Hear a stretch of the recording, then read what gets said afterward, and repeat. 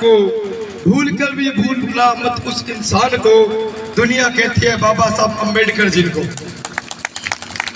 सभी साथियों को क्रांतिकारी जय भीम।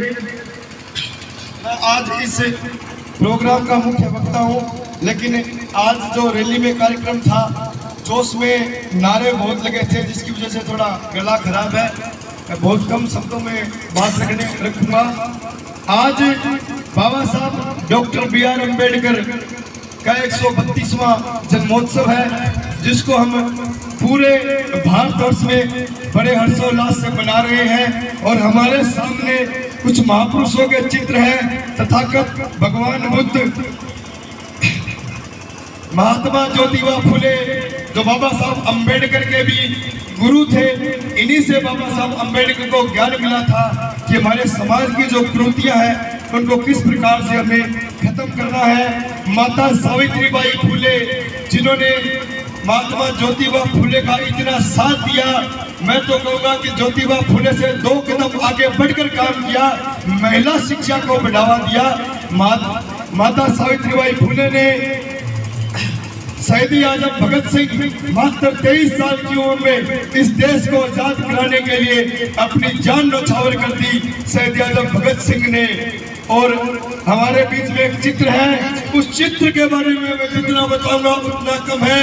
बाबा साहब डॉक्टर BR अम्बेडकर को इस भारतवर्ष में नहीं पूरे विश्व में जिंदा रखने वाले, उनके विचारों को घर घर तक पहुंचाने वाले, जिनको मैं अपना गुरु मानता हूँ, मान्यवर साहब काशीराम जी, जिनके बारे में जितना कहूँगा उतना कम है। अगर काशीराम जी जैसा व्यक्ति इस धरती पर नहीं आता तो शायद बाबा साहब के विचार वहीं के वहीं रुक जाते। साहब काशीराम जी ने अपनी नौकरी छोड़ी, आजीवन वो उन्होंने शादी नहीं की और उन्होंने कसम खाई थी कि न तो मैं किसी की शादी समारोह में जाऊंगा और न मैं किसी की मृत्यु होने पर जाऊंगा और न मैं कभी अपने घर पे जाऊंगा। हमेशा मिशन में चलते रहे, घर घर वो गए और उन्होंने अपनी मेहनत की। लोग कहते थे कि ये जो लोग हैं, शेड्यूल कास्ट के जो लोग हैं, बहुजन समाज के जो लोग हैं, ये लोग कुछ नहीं कर पाएंगे। और ये सब काशीराम जी की बदौलत थी कि इस देश की आयरन लेडी बहन मायावती जी को यूपी की 4 बार की मुख्यमंत्री अगर किसी ने बनाया था तो मान्यवर साहब काशीराम जी की देन थी।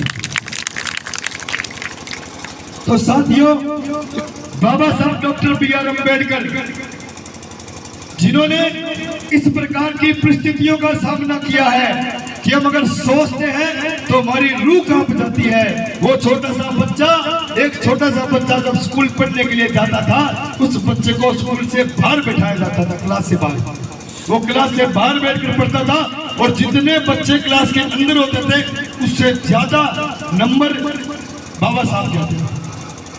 और बाबा साहब ने अपनी पढ़ाई निरंतर जारी रखते हुए हमारे इस देश के संविधान का निर्माण किया।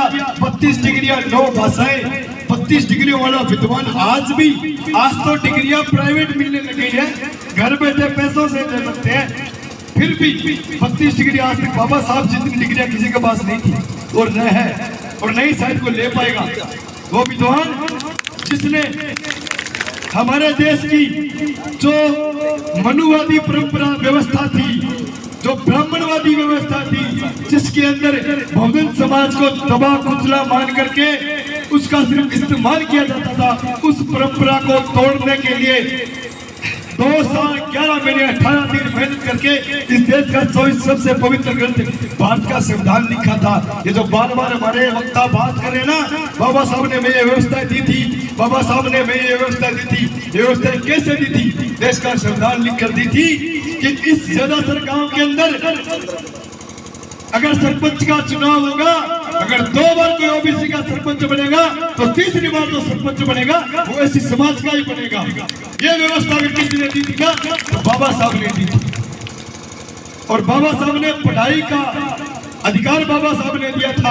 आप मजदूरी करने जाते हो, आपको 12-12 घंटे 14-14 घंटे मजदूरी ली जाती थी, लेकिन बाबा साहब ने संविधान में एक लाइन लिखी थी कि मजदूर 8 घंटे काम करेगा और एक निश्चित दैनिक मजदूरी में उससे ज्यादा अगर उससे काम कराया जाता है तो उसकी एक्स्ट्रा मजदूरी उसको देनी पड़ेगी। ये भी बाबा साहब ने संविधान में लिखा था। हर समुदाय हर जाति के लिए बाबा साहब ने बहुत कुछ लिखा था। कुछ लोग हैं तो बाबा साहब को शायद नहीं मानते हैं, क्योंकि उन लोगों ने बाबा साहब के बारे में कभी जाना ही नहीं, बाबा साहब के बारे में कभी पढ़ा ही नहीं। Doctor B R. अम्बेडकर ये वो शख्सियत है जिसके बारे में अगर हम सोचते हैं तो ये सोचते रह जाते हैं कि कितना संघर्ष, कितना जुल्म इस बाबा साहब ने सहा होगा। वो सहने के बाद, जैसे भाई साहब ने बताया, 4 अपने बच्चे कुर्बान कर दिए। इस धरती पर 2 ही ऐसी महान शख्सियत हुई है जिन्होंने अपने 4 बच्चे कुर्बान किए। एक हुए दसम पिता गुरु गोविंद सिंह जी, जिन्होंने अपने 4 बच्चे कुर्बान किए थे, और उनके बाद परम पूज्य बाबा साहब डॉक्टर बी.आर. अम्बेडकर, जिन्होंने 4 बच्चे कुर्बान कर दिए हमारे इस व्यवस्था परिवर्तन के लिए। तो जितने भी साथी बैठे हैं, हमारे पास मोबाइल है, मोबाइल में यूट्यूब चलता है। जब भी आपको ऐसा लगे कि मैं किसी उलझन में हूँ, मुझे कोई समस्या है, तो बाबा साहब के बारे में पढ़ लेना, आपको एहसास हो जाएगा इन्होंने जितनी उलझने झेली है वो तो किसी ने झेली नहीं होगी। हमें तो फिर भी, हम लोग तो फिर भी साधन संपन्न है। मान्यवर साहब काशीराम जी जो साइकिल लेकर निकले थे और साइकिल से उनकी चली हुई यात्रा पूरे देश में उन्होंने चलाई थी, और जो सामने जो उनके लोग विपक्ष लोग खड़ा था उनको यहाँ तक कहने के लिए मजबूर कर दिया था कि साहब काशीराम जी आप हमारे साथ खड़े हो जाइए, हम आपको देश का राष्ट्रपति बना देंगे। ये साहब काशीराम जी की मेहनत है। तो साथियों, आज आपके गांव में ये कार्यक्रम हुआ है, बड़ा अच्छा कार्यक्रम आप लोगों ने किया है। संख्या की कभी मत सोचना, संख्या आज कम है, अगले साल उससे ज्यादा जुड़ेगी। जो कारवां जो चलता है ना, वो एक व्यक्ति लेकर चलता है, वो व्यक्ति आगे आगे बढ़ता जाता है, लोग उसके साथ जुड़ते जाते हैं और कारवां बढ़ता जाता है। बाबा साहब का कारवां चला था, महात्मा ज्योतिबा फुले का कारवां चला था, बाबा साहब ने आगे बढ़ाया। बाबा साहब का कारवां चला था, मानव साहब काशीराम जी ने आगे बढ़ाया, और साहब का जो कारवां चला है वो अलग अलग क्षेत्र में अलग अलग संगठनों से हमारे अलग अलग साथी आगे बढ़ा रहे हैं। ये कारवां ऐसे ही चलता जाएगा, हम भी निकल जाएंगे, हमारे बच्चे इस कारवां को चलाएंगे, लेकिन जो कारवां बाबा साहब ने चलाया था ये रुकना नहीं चाहिए, ये हमेशा आगे चलना चाहिए। मैं एक कर्मचारी हूँ भारतीय रेलवे के अंदर, तो मेरा इस गांव के अंदर आपके समाज के जितने भी कर्मचारी है, उन कर्मचारियों से मेरा नम्र निवेदन है कि बाबा साहब की बदौलत आप नौकरी कर रहे हो।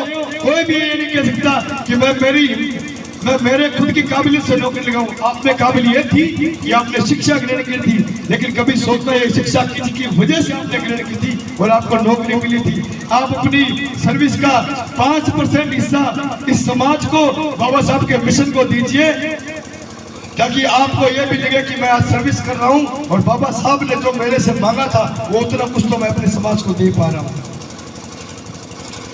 भीम आर्मी भारत एकता मिशन की टीम यहाँ पहुंची है।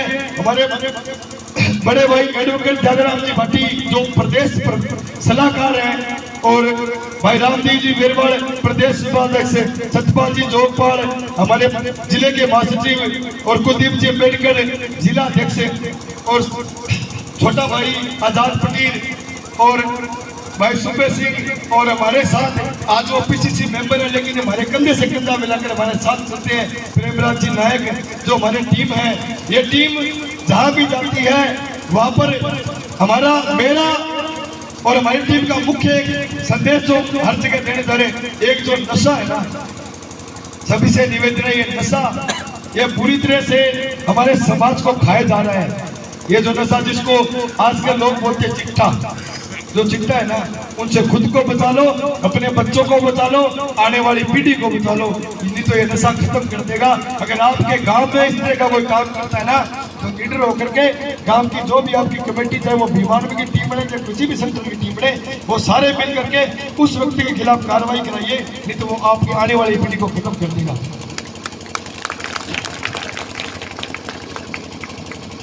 अब भीम आर्मी भारत एकता मिशन की बात करें तो भीम आर्मी भारत एकता मिशन का मुख्य उद्देश्य भीम पाठशाला था। उसके साथ साथ जितने भी हमारे समाज पे जातियों का मतलब ये नहीं होता कि किसी के साथ मार पिटाई जाए। जाति का मतलब होता है आप पंचायत भवन में जाते हो, आपका पंचायत में आपका काम है, वो चाहे गांव का सरपंच है, चाहे वो गांव का दूसरा जनप्रतिनिधि है, वो ईर्ष्या रख करके आपका अगर कोई कार्य नहीं करता है तो भीम आर्मी की टीम से आप संपर्क करें। भीम आर्मी की टीम आपको उसका सोल्यूशन निकाल कर देगी। भीम आर्मी की टीम की हमारी एक ऐसी कड़ी है, अगर जेदासर के व्यक्ति का काम है, जयपुर में उसका कार्य है, अगर वो नहीं जा पा रहा है तो भीम आर्मी की जेदासर की टीम यहाँ के जिले की टीम से संपर्क करें, यहाँ के जिले की टीम के साथ जयपुर संपर्क करेंगे। हो सकता है आपका काम घर बैठे हो जाए। ये भीम आर्मी की टीम का काम है।